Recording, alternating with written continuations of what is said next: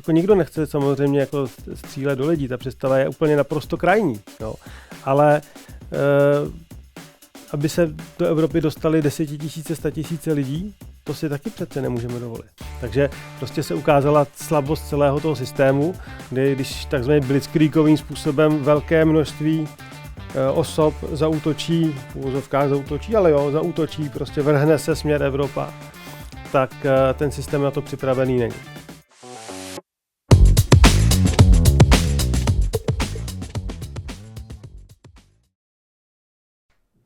Dobrý den, já vás vítám u dalšího dílu našeho politického podcastu, politického pořadu Chuť moci a dnes je s námi host v dnešní dobu nejenom dovolených, ale také chvíl, kdy v moři neplavou jen turisti, ryby, ale spousta běženců.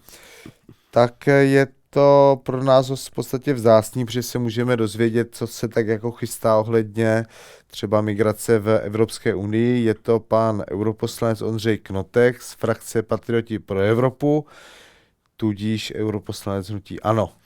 Dobrý den, děkuji za pozvání. Tak, jsem to pěkně vyjmenoval. Protože jsme letně, tak vy máte, koukám, Ondřeji, bílou košilku do posilovny. Vzal jsem to trošku nalehko. No tak ještě ten proces posilovny by potřeboval trošku víc, ale tak v rámci možností omezených bývalo hůř. Tak teď je to lepší trošku. No. Tak já jsem ze své rodné České republiky odmigroval do Řecka, zase jsem přimigroval zpátky, když jsem se vyžral, tak musím já do posilovny, ale aspoň si vzal tady to sako pískové. Protože člověk se opál. No ale vtipný je, rozumíte, když jako migrujete legálně, třeba jste občan členské země Unie, jo, to není žádná sranda migrovat. Jo? No jasně. No, tak třeba já čekám na boty už týden, až mi přijedou, tak jsem si musel říct náhradní boty. Ne, opravdu, tak já jsem se díval, oni se teďka zavedl ten Eurodac, ne? To je to, jak se snímají otisky prstů. Tak, databáze. Databáze, no. A vy jste byl pro? No ano, cokoliv, co zlepší kontrolu nad osobami, které do Evropy vstupují, tak my podporujeme. To jsou takové jako drobné zlepšení. To, co se samozřejmě teďka nejvíce promítne do budoucna pro kontrolu migrace, tak to se hlasovalo nedávno, měsíc, 2 zpátky. A není to součástí toho migračního paktu.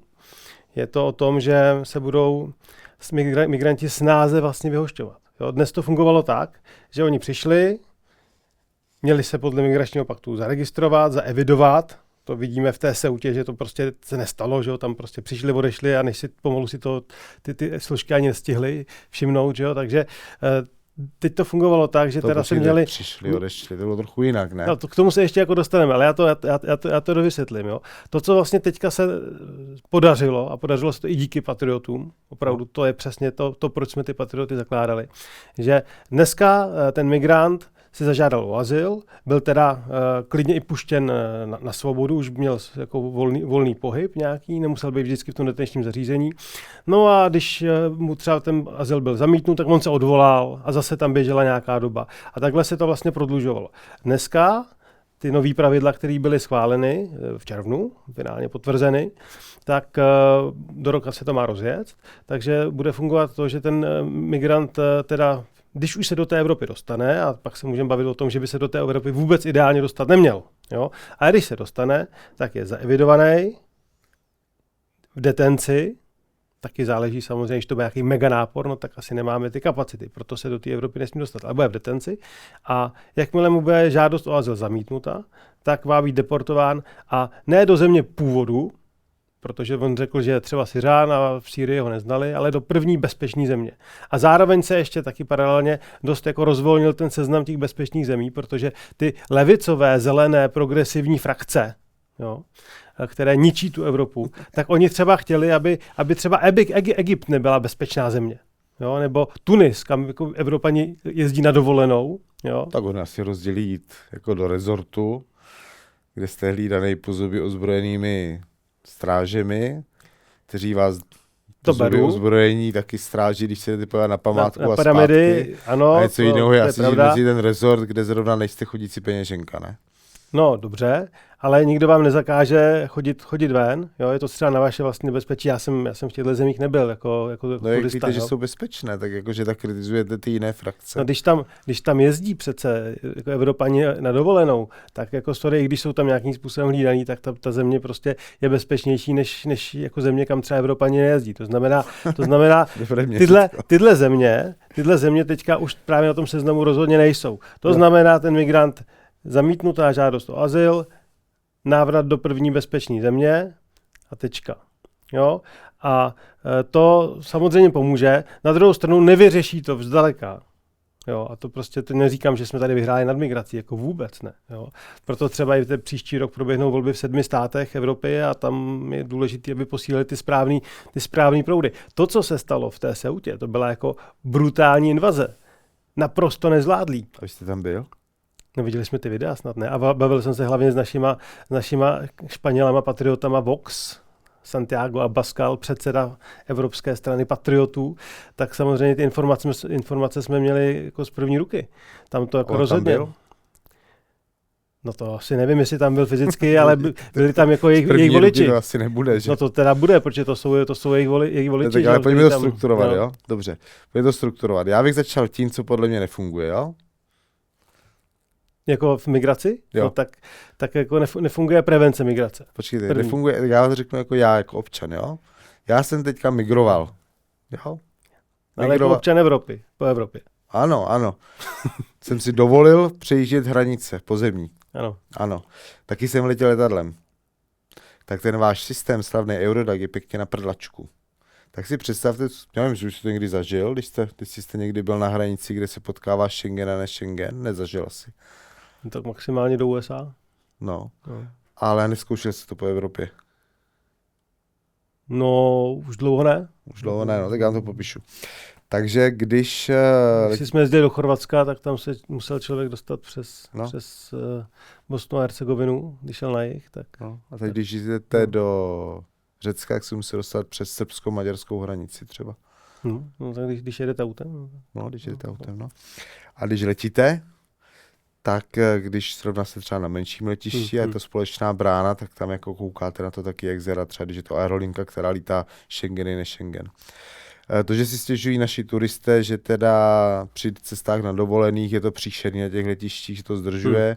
Letiště si stěžují, že to zdržuje, letecké společnosti to zdržuje, všichni si stěžují, ale já to zažil teďka pěkně na pozemní hranici.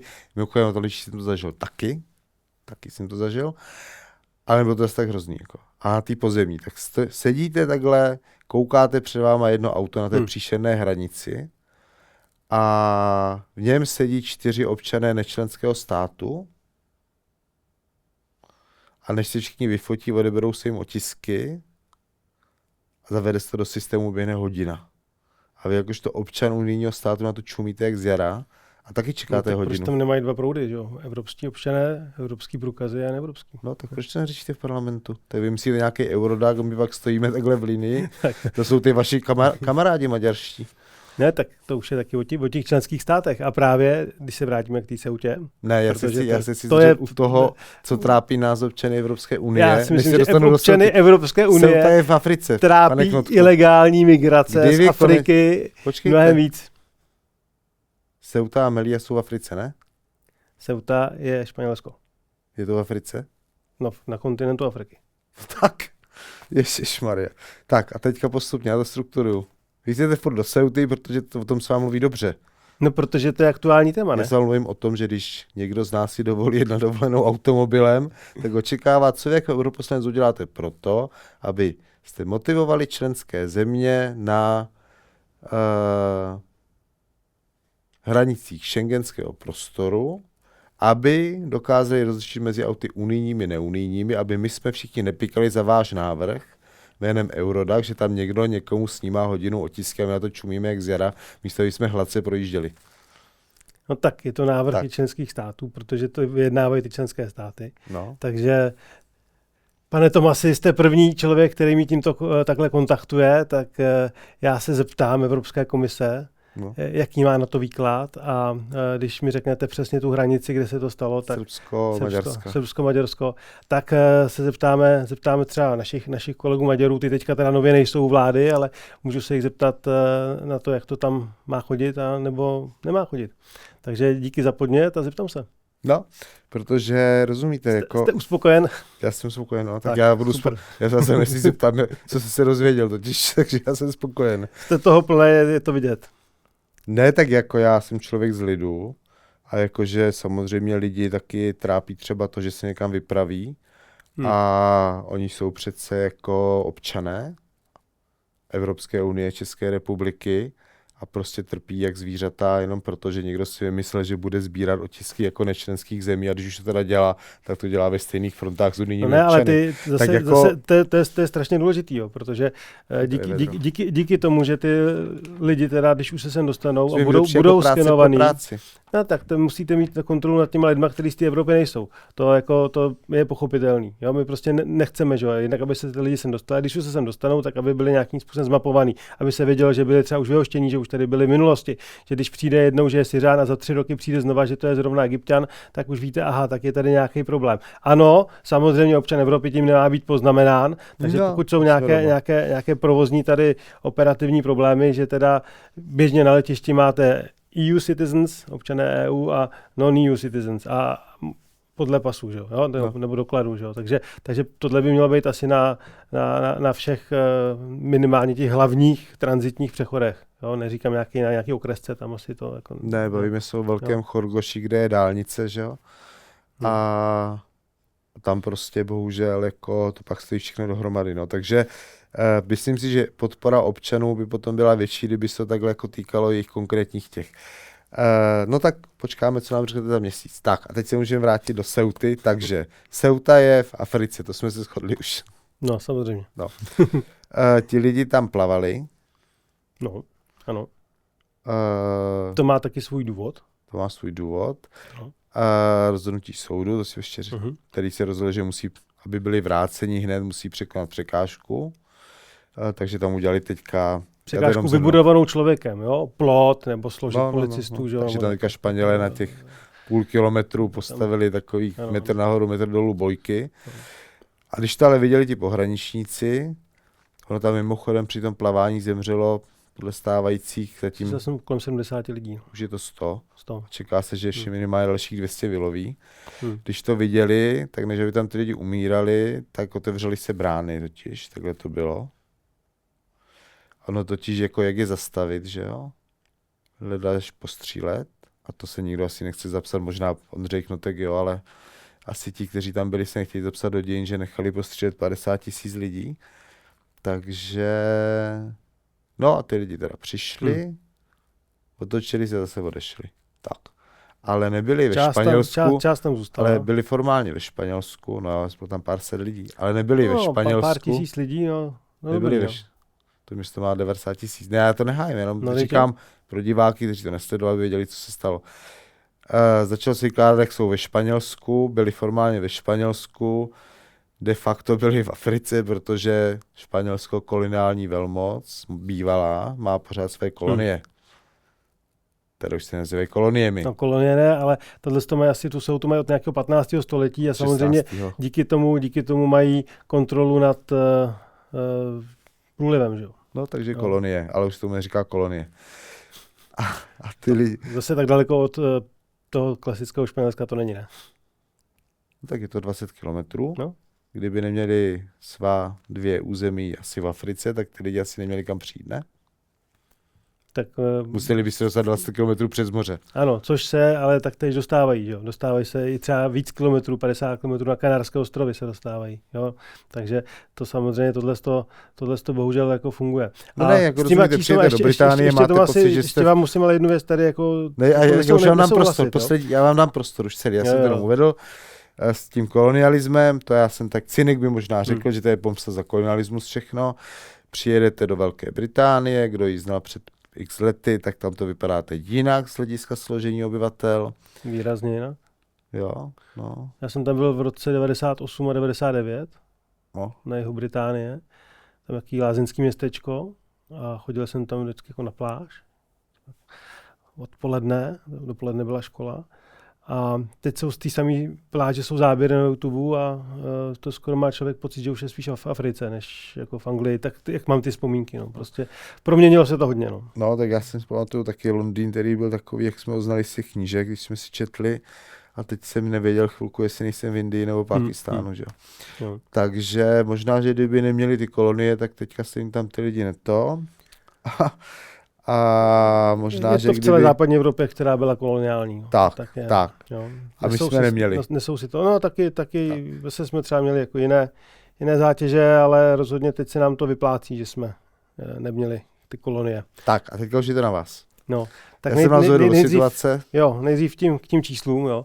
Tak ta Ceuta má okolo 80 000 obyvatel běžně. Jo? 87, no. No, takže když se tam dostalo, a ty čísla se různí, ale slyšel jsem až 70 000, jo, řekněme 70 000 lidí, jo.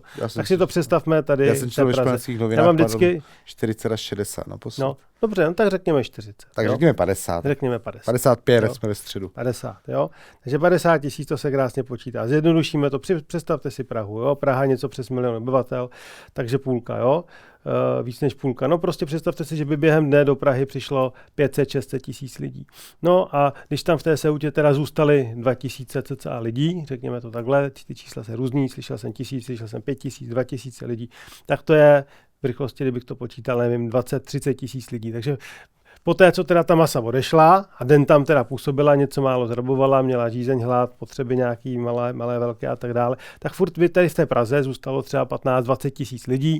Jo. V centru města ne, tam teda už přijala armáda, policie, tak to jako hlídají, ale v periferii Prahy by prostě lítalo 15-20 tisíc lidí.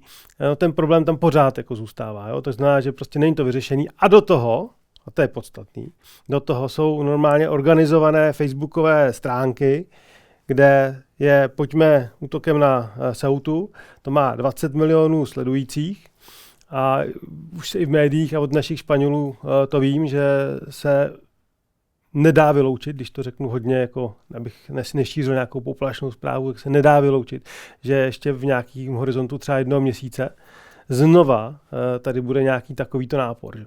Takže prostě se ukázala slabost celého toho systému, kdy když takzvaně blitzkriegovým způsobem velké množství osob zaútočí, v úvozovkách zaútočí, ale jo, zaútočí, prostě vrhne se směr Evropa, tak ten systém na to připravený není. Tak, sešli se ministři vnitra, ještě předtím, než se sešli, tak asi 22, myslím, států Unie to Španělsko kritizovalo v podstatě za nečinnost. Ministři vnitra... To je dobrý eufemismus.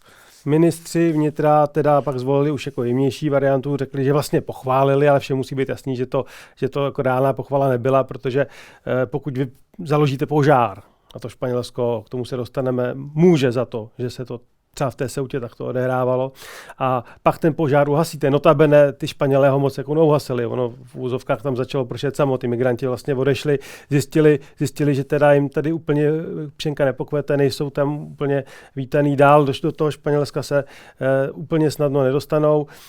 Azylové centrum bylo plné, takže většina odešla. Ty Španělé to vlastně jako nevyřešili. Takže ty ministři řekli, hele, OK, dobrý, zvládli jste to, pomůžeme vám, protože ty Španělé třeba nepožádali ani ten Frontex o tu pomoc předtím. Jo? Prostě to místo bylo logicky. No, nemusela by být, jo? Prostě v minulosti. No, úplně ne, jo. V čem není Frontex zbytečný? Frontex není, a teď to zase štěpíte vy. Jo, prostě tak já tady chci dostat nějaký pointy a vy tak pak se dostaneme k Frontexu. To vy ale větvíte hrozně. Jo? Ne, tak my jdem do nějaký logiky. Jo? To znamená, ty ministři řekli, OK, my vám pomůžeme. Důležité je... Ne, vy jste řekla, ani Frontex nepožádali, je kritizujete. Já jsem moderál, tak já musím trošku jako aspoň to vyvažovat, tak žádný Španěl není. Pomůže tak já se zastávám, čem by pomohl Frontex, teď je to úplně zbytečná organizace, podle mě. Pomůže ten koordinát, má tam složky monitoring, jo? No, to prostě monitoring, ale když vám 50 000 lidí. Jako pomůže tam prostě organizovat tu ochranu hranic. To prostě je role Frontexu. Ano, měl by být posílený. A o tom to už je zase jiná debata. No, pardon, a migranti... A měl 10 000 měsíčně, tak vám budu taky klidně monitorovat. Eur. Pardon? Kdyby mě jste dal 10 000 eur měsíčně, a poslal do země na hranicích Schengenu, obzvlášť těch jižních, jak oni jsou. Za 10 000 eur měsíčně vám taky tam budu klidně monitorovat. No, tak určitě si přihlašte. Ne, to já nechci. No, já nerad dělám práci pro práci. Nechci, a proto jsem o tom Eurodacu, protože to je práce pro práci. A to přijde. Navíc Frontex práce ty pro zdroje, práci. aby ty Španělé měli. Jo? A ty ministři se dohodli na tom, že teda OK, je třeba bojovat s těma pašerákama, těma převaděčema a důsledně chránit hranici. A tady se dostávám k tomu, co jste Tomasi říkal, jak jste tam tedy zmínil, jako v podstatě jako střílet do lidí. No, samozřejmě jako varianta muže s koženou brašnou, jo, to je jako varianta drsná, ale co to teda znamená důsledně chránit ty hranice? Jo? Prostě ty lidi nesmí projít. Jo? Takže ideálně nesmí začít, to znamená, ty pašeráci, ty sítě musí být pryč. Evropě chybí úplná kampaň na to, aby se říkalo nechoďte. Jo? Když si vezmu, kolik Evropská unie dala peněz, já to číslo nevím, ale můžu si představit, to byla masivní celoevropská kampaň, jděte do obnovitelných zdrojů, větrníky, elektromobily a tak dále. Jo? Obrovský prachy dali na tuhle věc a nedali peníze na to, aby řekli, Afričani, nechoďte. My vás tady nechcem, nic dobrého vás tu nečeká, cestou můžete zemřít, prostě my vás tady nechceme, nechoďte. Tohle kombinaci se musí udělat, aby ty lidi vůbec prostě ideálně nechodili. Jo? Pak samozřejmě, když se dostanou k té hranici, tak je třeba ochránit a jako, to si pak musíme prostě položit otázku, jako nikdo nechce samozřejmě jako střílet do lidí, ta představa je úplně naprosto krajní, jo? Ale aby se do Evropy dostali 10 000, 100 000 lidí, to si taky přece nemůžeme dovolit. Jo? Jako, krajní představa neznamená nereálná, tak vy chcete, jo, nebo nechcete? Jako krajní možnost, prostě hranice Evropy je na místě. A krajní možnost by měla zahrnovat i možnost prostě fyzické síly. To je realita. Samozřejmě jako asi jak říkám, jako naprosto krajní. Jo? Dokonce v tom roce 2015. Proto řekla ta Merkelová, pojďte, wir schaffen das. Protože Viktor Orbán tenkrát řekl, budeme chránit hranice, neprojdou. Jo? A ona se zalekla toho, že by na těch hranicích skutečně mohlo dojít třeba ke střelbě a neříkám, samozřejmě asi ne do dětí, ale prostě tam jsou agresivní lidi, jo? Takže prostě ta fyzická síla je i do budoucna nutné řešení. Samozřejmě ta Evropa na to musí najít sílu. Jako fyzickou sílu jako střílení, jo? Pokud to bude nutné, taky střelba. Ale jako říkám, jako nechci tady nadpis, jako Knotek se střílel do lidí, to pro boha chraň Bůh, jo. Ale prostě pokud 40 000 lidí vezme prostě nějaký bod útokem, no tak samozřejmě je to problém. A jako máte taky máte plynové náboje, máte gumové náboje, jo. Tady se prostě nebavíme o tom ty lidi jako zabíjet, ale prostě do budoucna to není možné. Jinak to prostě nedopadne dobře. A to se pouze bavíme o těch lidech, které chtějí do té Evropy přijít. Jo? Mají zůstat v té bezpečné zemi, mají zůstat v té zemi, která jim je kulturně blízká. Oni chtějí k nám. Proč chtějí všichni k nám? Proč je nevezmou ty jiné muslimské země, ve kterých se žije třeba malinko líp nebo i ekonomicky líp? Protože je nechtějí. A my si je máme vzít? Ne, my je tedy taky nechceme. Jo? Aspoň ne teda v naší části Evropy a nechtějí některé síly v západní Evropě, které třeba teďka nevládnou. Ve Španělsku vládnou socialisti a ty udělali pozvánku. Normálně regulérně prostě pozvali lidi tím, že řekli, přišli jste legálně, tak 500 000 z vás, kteří už tam jsou, my budeme legalizovat. 500 000, ale vlastně rodin, protože tam je právo si vzít k sobě příbuzné. Po roce vám to snáš prodlouží, zase vám to snáš prodlouží, pak už získáte trvalý pobyt, po 5 letech máte trvalý pobyt, můžete volit v komunálních volbách a pak můžete po nějakých dalších až 5 letech, ale může to být klidně i míň, získat občanství Španělska. A najednou máte voliče. A o to tady jde tím socialistickým progresivním vládám a zeleným taky stranám, kteří ztrácejí ty voliče.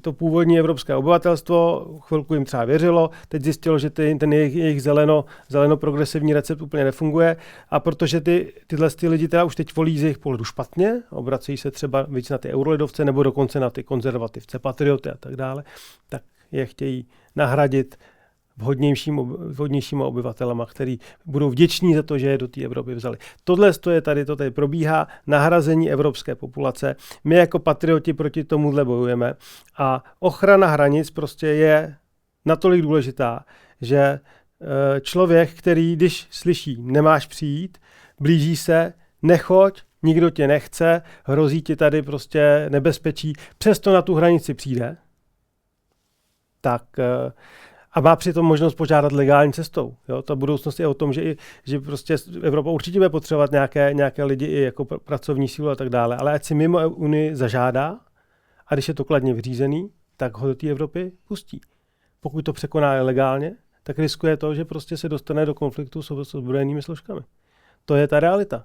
Jako, pokud chceme tady v té Evropě, aspoň v té naší části do budoucna, v té střední Evropě, východní Evropě žít, tak jako jsme žili doteď, tak musíme i brát to, že prostě ty hranice není nějaká virtuální věc. To je prostě náš stát, naše Evropa a jen taky jako přejít? Ne. To je špatně.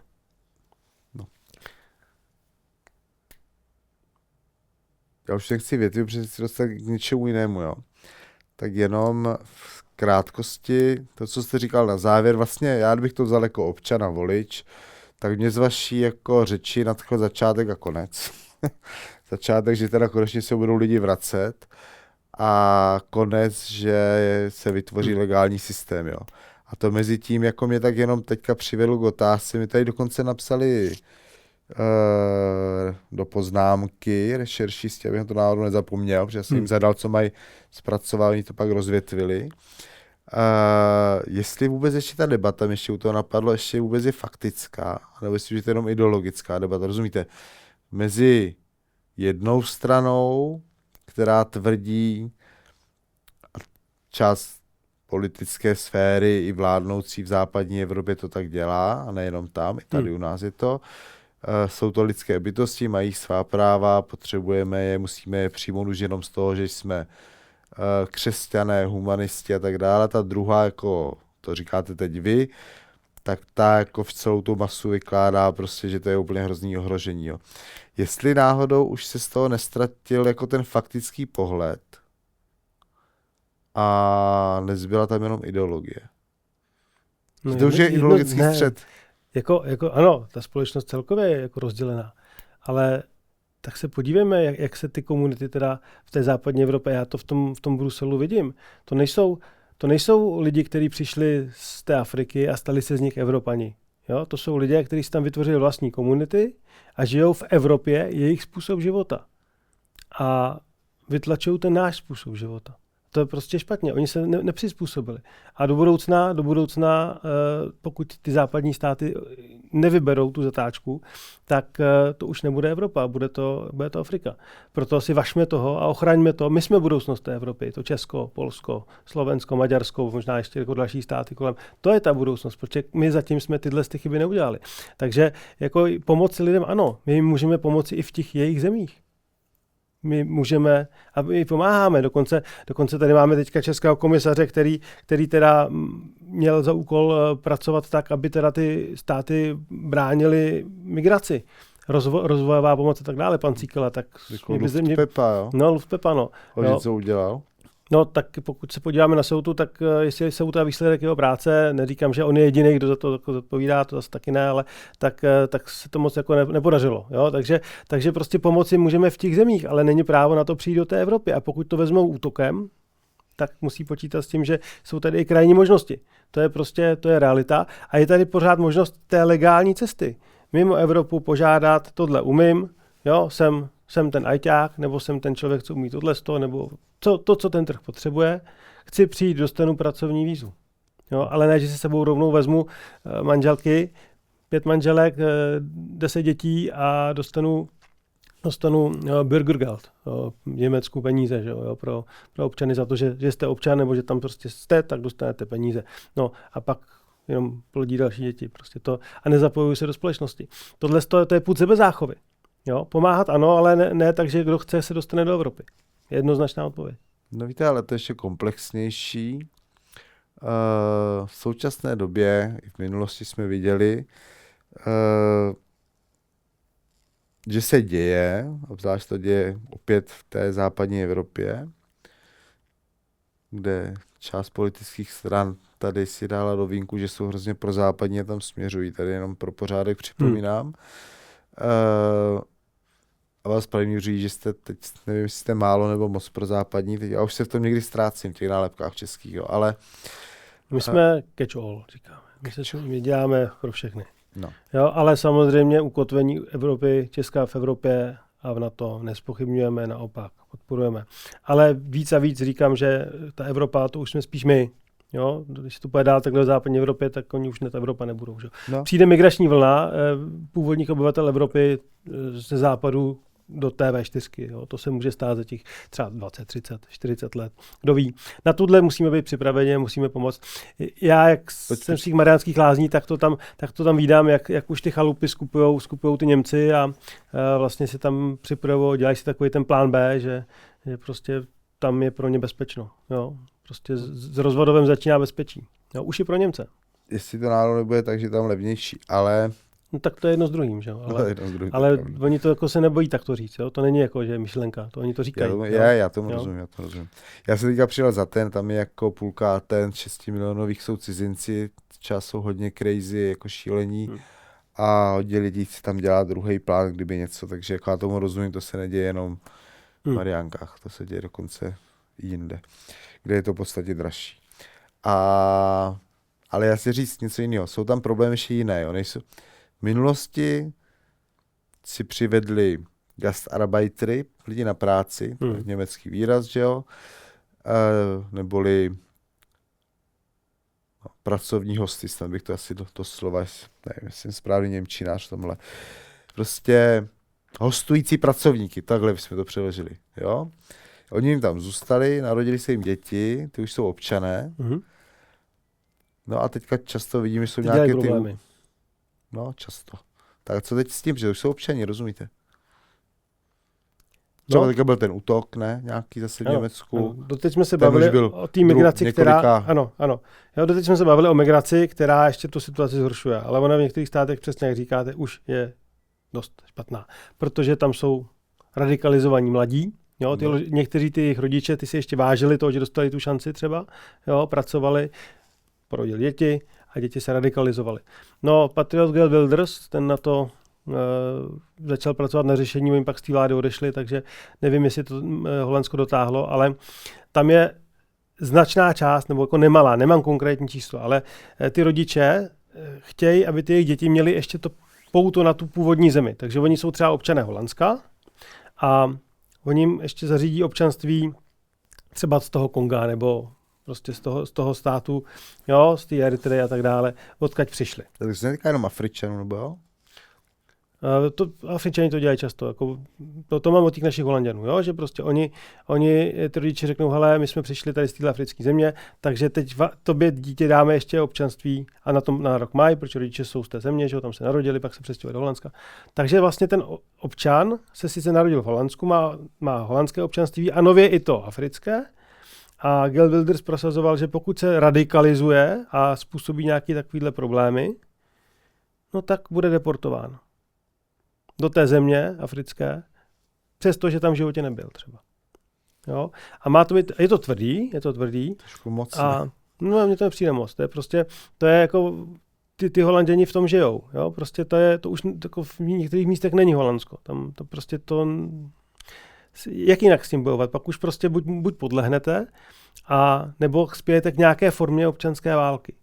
Což ta obava je, že prostě takhle Brusel a taková ta frankofonní část Belgie, ta je pravděpodobně ztracená. Anglie se říká, že je ztracená. Francie, velký města, rozhodně. Jo. Itálie snad ještě toliko ne. Německo s otazníkem. Prostě tyhle to jsou země, které směřují k jisté formě občanské války. Kdy to soužití jako nebude možné. Tak to ti občané popisují. A já mám krásný příklad nepolitické osoby, která se přestěhovala z České republiky do Francie. Normálně tam žije v nějakém 60 000 městečku, kousek od Paříže. A prostě si zvykli, že v noci se už nevychází. Jo? Maximálně rychle k popelnici a zpátky. A už to považují za standard. No a pak jsou ale Francouzi, kteří říkají, takhle jsme přece tady nežili, my to nechceme, my to chceme zpátky vrátit. Jo? A to nemá snadné řešení. No. Takže to, co třeba navrhl ten Wilders, tak prostě takhle kdokoliv dělá bordel, a to je to ostrašující případ taky zároveň, je to prostě příklad ostrašující. Seš sice naroděný už v Holandsku, ale pokud děláš bordel a máš to druhé občanství, no, tak tě fikneme vedle. Pryč odsaď. Samozřejmě bude určitě taky mnoho těch, kteří se radikalizují a nemají tu druhé občanství. No. A to je pak narozený Holanděn občan Holandska. A tady k tomu jediný, co jako můžu odpovědně říct, je važme si toho, že naše střední, východní Evropa, jo, ale to je prostě třeba v tom Chorvatsku, tam člověk jede, to je bezpečná země, že? Tam vás prostě na pláži jako jen tak nikdo neotravuje, že? A když někdo dělá borčus, tak se to tam rychle vyřeší. Važme si toho a nedopustme, aby se z naší části Evropy stalo to, co se stalo z té západní. A ještě navíc prostě jsou tam jako třeba ve Španělsku vlády, které vlastně to naopak proti proudu už teďka většiny Evropské unie, to je ta španělská vláda. Oni to podporují, oni chtějí co nejrychleji dostat co nejvíc lidí, kteří budou vděční a budou říkat, vy socialisti, vy zelení, vy jste nás dostali sem do Evropy, my vás budeme volit. Protože ten původní většinově bílý občan už nás nevolí. On nechce ten přísný Green Deal, on tady nechce ten náš progresivní svět. Vy určitě budete rádi. A pak to dopadá tak, že já to vidíme v Bruselu, že se spojuje třeba ta komunita těch jako třeba menšin a muslimů, že jo, a pak nakonec muslim přejíždí někoho z té menšinové komunity. Je to prostě otázka času, kdy tyhle migranti vlastně převezmou. Teď jsem se ztratil muslim, menšin, ještě polopatě. No tak jako v Bruselu máte, většinou demonstrují paralelně ty duhové vlajky s těma palestinskýma. Jo, to tak na těch demonstracích jako vidíte. Jo, a teďka byl v Německu ten příklad, kdy právě byl nějaký ten pochod hrdosti a ten muslim do toho najel s tím autem, ještě vytáhl ten nůž. Jo. V Americe před pár lety, nepamatuju si název města, ale uvěřoval jsem si to, tak se tam do vedení města dostali, většina v radě byli muslimové, starosta byl muslim, no a během prvního roku zakázali ty duhové vlaječky už. Jo, takže oni vlastně používají tyhle jako levicově zelené progresivní části obyvatelstva, ke kterým zpravidla prostě různé menšiny takhle patří, k tomu, aby se dostali tyhle arabáši k moci a pak když uchopí moc, tak přestává demokracie, přestává Evropa. No vidíte, a to u nás nechceme. No tak ale já jen, co vy chcete dělat teďka. Nedopustme jedna výzva, konkrétní kroky druhá. Já jenom tady ještě, abych to řekl ještě z druhé strany, se týká toho Španělska, tam jsou skoro 3/4 těch lidí, co mají být legalizováni z Latinské Ameriky. Ano, neboli bývalá koloniální území Španělska, jsou lidé, kteří mluví španělsky, byť samozřejmě latinskoamerická španělština je jako má poněkud jinou výslovnost než ta španělská. Ta španělská je taková... To 3/4 ještě není daný, jo, protože tam bylo 500 000, je potvrzeno, že minimálně 500 000 bude. Žádostí je 1,2 milionu. Vyřizují se průběžně, takže jako nedá se říct, že by prostě výsledek byl 3/4, že bude z Jižní Ameriky. Ano, jsou tam taky takový, jo, určitě a nebude jich málo, ale jako 3/4 rozhodně ještě se nedá říct. Zatím je to 67%, co psali ve španělských novinách. Já se teďka ze sportu čtu španělské noviny. To ještě naši Španělé jako to komentujou, nevěřte vládním číslům. Jo, to je druhá věc. Jo, tak já jsem si myslel, že to řeknete, ale já jenom říkám, že tak se to tam píše oficiálně a vy máte na to možnost reagovat. K tomu Wirtschaften, s tomu střílení na hranicích, že tam se bála ta Merkelová střílení, tak já jsem tam u toho byl osobně, takže to nebylo, takže se bála střílení, tam se střílelo na férovku. A nešlo o to, že by se střílelo na ty běžence, na ty uprchlíky, to byly většinou uprchlíci, to já taky vím. Možná kdyby někdo nerozrušil ty země na Blízkém východě, tak by nešli, že? Souhlas. Kdyby třeba ze Sýrie nemuseli utíkat z Afghánistánu, nebo i na Středním východě Afghánistánu a podobně, ale tam nebylo to, že se střílelo na ně, tam na sebe navzájem stříleli ty země. Tam to hrozilo, že se mezi sebou pustí do války kvůli tomu ty země.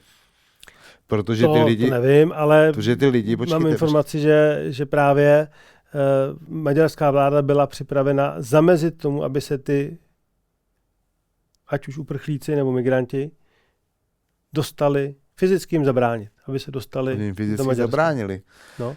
Ale to byli uprchlíci většinou a oni pak běhali z jedných, oni se jak králíci je honili ty pohraničníci jedné druhé strany, z jedné na druhou stranu, a oni nemohli už ani tam a mezi tím prostě, jak tam lítali ty slzný plyny, nábojnice, gumový projektily, někdy i ostrý, tak to už potom jako byla otázka času, kdy se do sebe pustí ty státy, ty pohraničníci navzájem, rozumíte?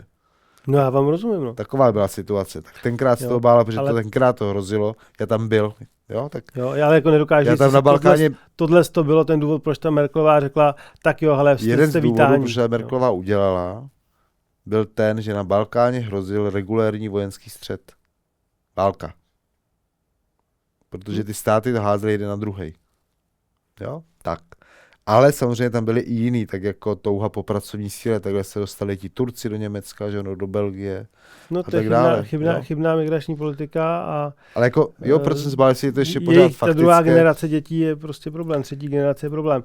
Jo, do České republiky přišla vietnamská komunita a dneska jsou to prostě krásné příklady integrace. Jo. Tak já si pamatuju, jak jsem se bavil se srbským policistou jedním, já jsem říkal, jak to děláte, že tady jich máte docela dost těch lidí a žádný problém. Když jsme jim vysvětlili, že to si dělají mezi sebou je nám jedno a když skřiví vlast jednomu srbskému občanovi, tak bude kolektivní vina a od té doby prej byl klid. No, tak to není úplně asi evropský přístup, ale asi funkční. Já nevím, já říkám, jsem slyšel. No, já to nevím. Říká se, že vietnamská komunita taky, když je tam kriminalita, tak to dělají mezi sebou, ale jako vůči majoritě to nevystupuje. Jo, taky vy jste policista bývalej, ne? Tak vy to máte vědět. Krátce. Byly tam v 90. letech příklady, jo, drogy, obchody a jako samozřejmě nějaké organizované skupiny tam byly v této komunitě, ale dneska prostě, že jo, tak mnoha těch obchodů na vesnicích, na menších opuštěnějších částech, odlehlejších částech měst, tak jsou právě spravovaný, že jo, vietnamskou komunitou. Ve třídě máte běžně prostě vietnamské žáky, ty mají dobrý prospěch. Takže prostě ta integrace jako zafungovala, že to je právě taky o tom, kdo přichází a jestli ty kultury jsou slučitelné nebo ne, jestli třeba mají stejné hodnoty. Jo, jestli hodnota demokracie a lidský život je víc než hodnota, co si oni myslí, že říká třeba Korán. Dobré, já už bych to opustil, protože jsme ji zaplástli celý díl tímhle. Jedním městem v Africe, který teda si Španělsko drží z koloniálních dob, se nám to rozvětvilo, ale já ještě v rychlosti, máme na to asi tak 5,5 minuty, takže super. Tak já si z toho něco vyberu, jo, tady všech. A když jsme se podívali na něco politického. Třeba, no jo, máme rok 26, volby do Evropského parlamentu jsou 28, ne? 29 budou. Jo. Tam je 5letý mandát, takže za 2,5 roku. No, za 2,5 až 3 roky. No, s povzdechem, že? No. Tak jak byste zatím zbilancoval 2 roky v parlamentu, jak si vedou patrioti pro Evropu, podařilo se naplnit očekávání a kde jste uspěli, kde jste neuspěli? Zkuste provést, že asi u patriotů neprovádíte soudružskou sebekritiku, ale bratrskou sebekritiku třeba. Gentlemanskou, patrioti jsou taky gentlemani. Gentlemanskou, víte? A co bude hlavním tématem do konce volebního období? To mě zajímalo vlastně moc. Protože já jsem říkal, že mě zajímají ta praktická řešení, protože rozbory počtu obyvatel jsou hezké, ale mě to zajímá prakticky všechno, protože co mé životy. Jo, to jsem vám zapomněl říct, ale ještě než to se tomu dostaneme. Víte to vy tam asi. To bylo hlavní k té migraci. Podívejte se, já jsem teďka, tak jsem hodně migroval taky, že jo. Já jsem podělám z toho stranu, protože jsem odjížděl, jak jsem byl na křtu knížky prezidenta Zemana a se z nich, oni říkají, kam jdete, máte kufr a říkám, já jdu migrovat do Řecka. Tak z toho té doby dělám stranu, že jsem byl migrant. Ale teď člověku mimo politiku úplně, média, všechno. Jo. Ten se díval, ta osoba se dívá na ty záběry z té se to říkal, to není možný. Říká, a je to zároveň osoba, která jako tady žije už dlouho, ale původně se narodila v Evropské unii. A mi říká, to není možný. A říká, to je jako normální, sami chlapí mladí, protože tady takhle pouštíte prostě a to. A říkám, no tak takhle to je tady, no. A říkám, no a to se s tím nic nedělá. Říkám, no tak jako jo, tady třeba mají euro, takže sberou ty otisky na těch hranicích. To se býval za hloupáka. A říkám, no a tady máte jako 14, od roku 14-15, to tady máme, ne? A říkám, no. A to se za 11 let nic neudělalo? Jako po 11 letech vašich pilných snah, vašich politiků tady, našich teďka už. Tenkrát ještě jenom vašich, vlastně mi říká. Tak Brazilec mi to říkal, jak jste se jako chytl. A říkám, teda tady chceme, to je migrant.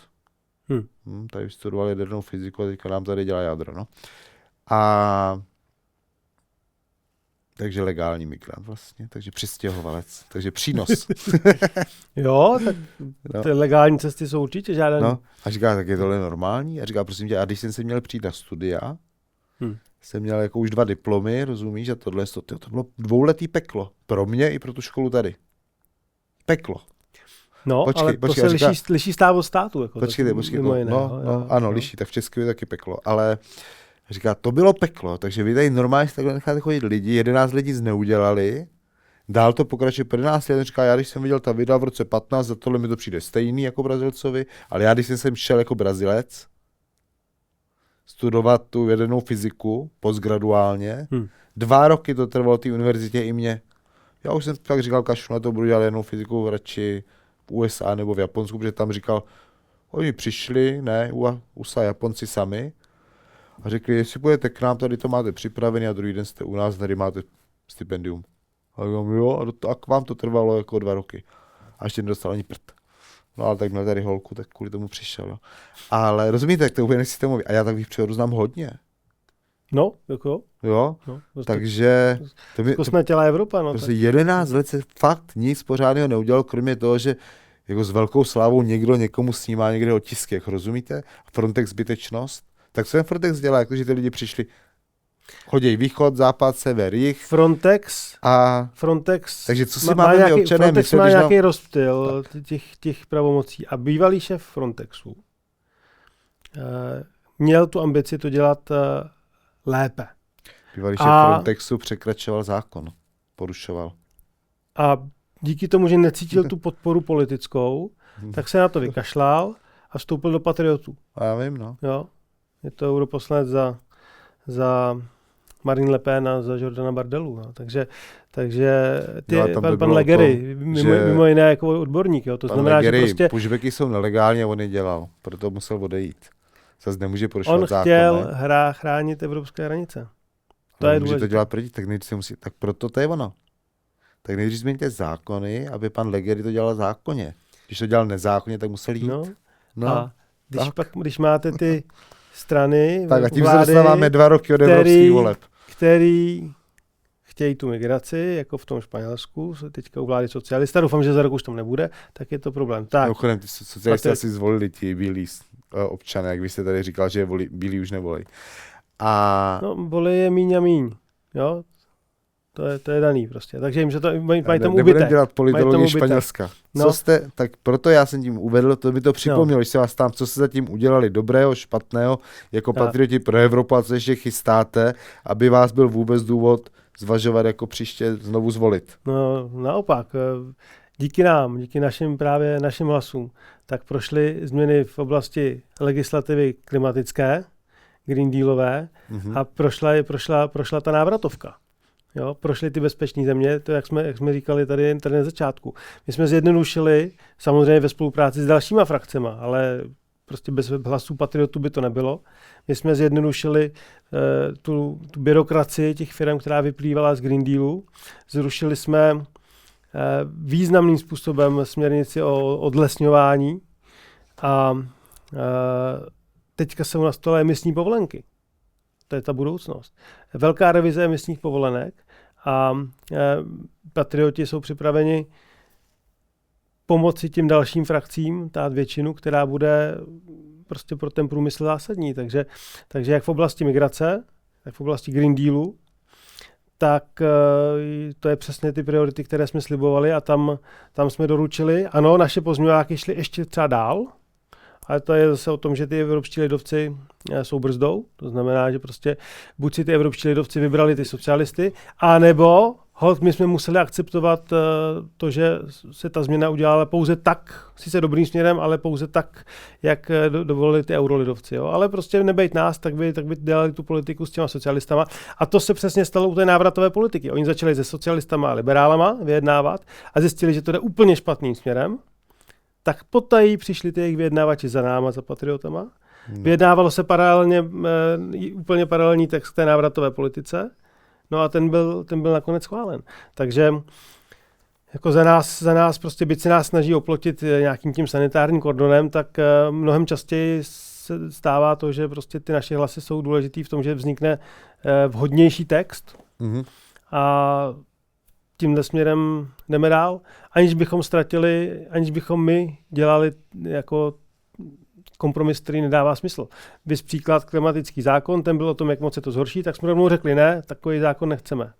Pojďme ho odmítnout. Dobře, 40% bylo pro odmítnutí, 63% bylo pro, takže 37-63, prohráli jsme to, ale prostě nestrácíme tvář, jdeme jasným směrem a měníme pozitivně migraci a Green Deal. To jsme patrioti pro Evropu a tohle to budeme dělat dál. A hlasujeme vždycky proti tomu, aby byl jakkoliv posílen Brusel. Jo, tam prostě, ať už jsou to rezoluce nebo zákony, tak vždycky hlasujeme pro to, aby ty pravomoci zůstaly členským státům. Což je další věc, kterou jsme slibovali, jo? Green Deal migrace a neposilovat federalizovaný institut evropských států, spojených evropských a posilovat ten Brusel, který je odtržený od reality. Takže za mě patrioti prokazatelně dávají smysl. Jsem rád, že jsme je založili a příští rok bude v 7 státech, jako je Itálie, Španělsko, Francie, Polsko, Slovensko, ještě další, když si nepamatuju, volby, tak doufáme, že patrioti uspějí. Uvidíme, tak poslední věc, máme na to 2 minuty. Jo? Když jsme u těch vašich partnerů, tak jste tam měli vládní stranu z Maďarska, Viktora Orbána, Fidesz, doufám, že to jsou správně. Jo, Fidesz. Nebo Fidesz, já nikdy nevím, jak ty se mám seřadit. A kdy je to Ž, kdy je to Š, kdy je to SZ. Ale jinak mám Maďarsko rád, ten jezdím rád. Jo, teďka už to není předseda vlády, protože prohrál s Péterem Maďarem. Tady je pikantérie, že Péter Maďar je bývalý vlivný člen Fideszu odchovanec. Manžel ministrině bývalé ministrině za Viktora Orbána. Vlastně takový odchovanec Viktora Orbána. Tak já nevím, tak ty si nemáte náhodou před sebou dalšího kámoše, nebo je to někdo úplně jiný? Tak to nerozumím. Tak jak to máte teďka vlastně s těma Maďarama jako patrioti? A tak my samozřejmě jsme s Maďarama od Viktora Orbána a budujeme patrioty. Pak samozřejmě hnutí ANO je ve vládě a tak samozřejmě vláda musí mít dobré vztahy v rámci V4, takže určitě tam jsou nějaké standardní vztahy tímto směrem. No a Petr Maďar zároveň byl europoslanec. Jo, to on, než se stal tím premiérem, tak byl europoslanec. A právě byl v té frakci eurolidovců, takže byla velká podpora i ze strany Uršuly von der Leyenové, když teda ty maďarské volby dopadly, jak dopadly, tak ona dokonce snad gratulovala na Twitteru, gratuluji Maďarům, že si zvolili novou evropskou cestu, no prostě strašně moc radosti, no a teďka do toho teda Petr Maďar jako šlápl, kromě toho teda, že udělal nějaké reformy, které po Maďarsku ta Unie chtěla, tam jim jako vyšel vstříc, tak udělali ústavní změny, které jsou teda jako nevídané, jo, prostě v rámci mandátu prezident předčasně ukončen, změna pravidel pro poslance, maximálně 12 let, pak už nesmíte kandidovat, což samozřejmě, když jste nová strana, máte nové poslance, tak ty mají před sebou teda 12 let v budoucnosti, zatímco ty zkušení matadoři, jo, zásahy do ústavního soudu, jste ústavní soudce nad 70, tak prostě skončíte. Mimo jiné se to týká předsedy ústavního soudu dalších 3 soudců, zásahy do televize a dokonce ještě jako politický policejní orgán, který má hlídat jako zacházení s majetkem. A to bychom šli jako hodně do hloubky, to je určitě na díl, jo, ale neumím si představit, že by se něco podobného třeba stalo v České republice. Představte si, že by třeba ty volby v říjnu dopadly tak, že by nějaká vláda měla tady ústavní většinu, třeba vláda i hnutí ANO měla ústavní většinu a řekla by, no, tak podívejte se, no, Petr Pavel, to je prezident taková loutka, protože oni přesně řekli, ten Petr Maďar řekl, že ten maďarský prezident je vlastně Orbánovo loutka, tak my bychom třeba řekli s tou naší ústavní většinou, podívejte se, Petr Pavel to je taková loutka třeba nějakého hradního protokoláře, nevím koho, no tak ho prostě odvolejme. Máme na to ústavní většinu. A uděláme zákon, který by řekl, že jakmile je ten zákon platný, tak prezident už není.